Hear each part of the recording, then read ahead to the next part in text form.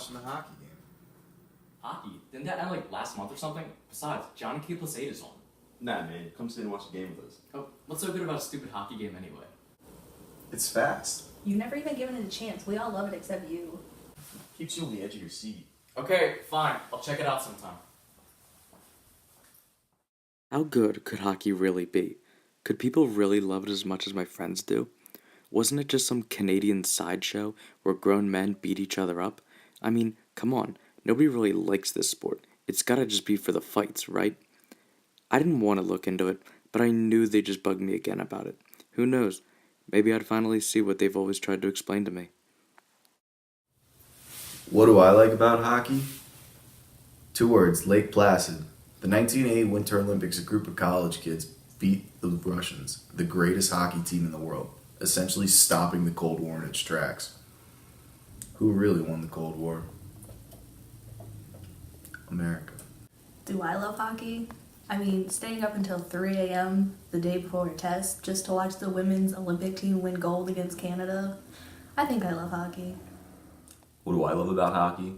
Find me another sport where people with knives strapped to their feet can bare-knuckle brawl and then shake hands afterwards.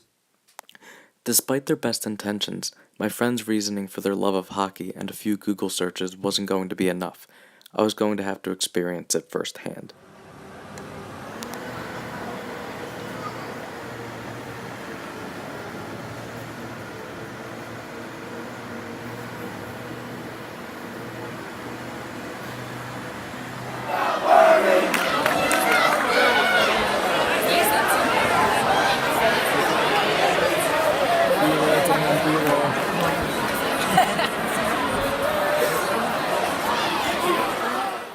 I can't tell you what the guy in the red shirt was saying, but you can read lips.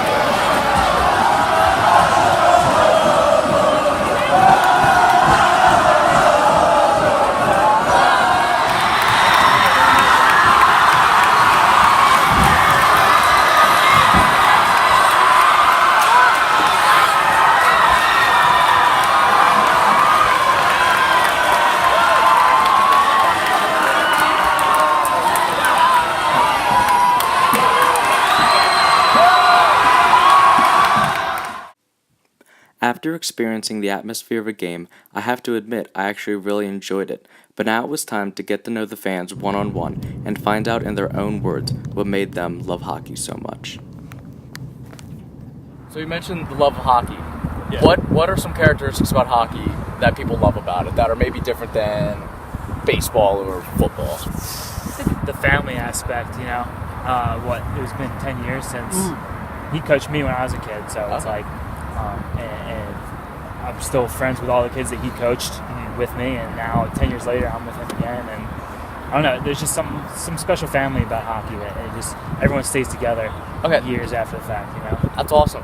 But why do you think, even though that's the case, why do you think it hasn't caught on in the United States like it has in Canada or Europe, across the world, when obviously people like you love it? Yeah, so like I would definitely say hockey's very family, so it's like very close knit. Like you stick with people that you've known. So branching out is kind of a foreign idea, I would say. But at the same time, like, you know, if you think about like Flyers didn't come around till late 60s, early 70s, when they won the cups. So that's kind of what spurred on what we have of youth hockey today. There's a couple factors. I would say cost. Yeah. The distance, the travel.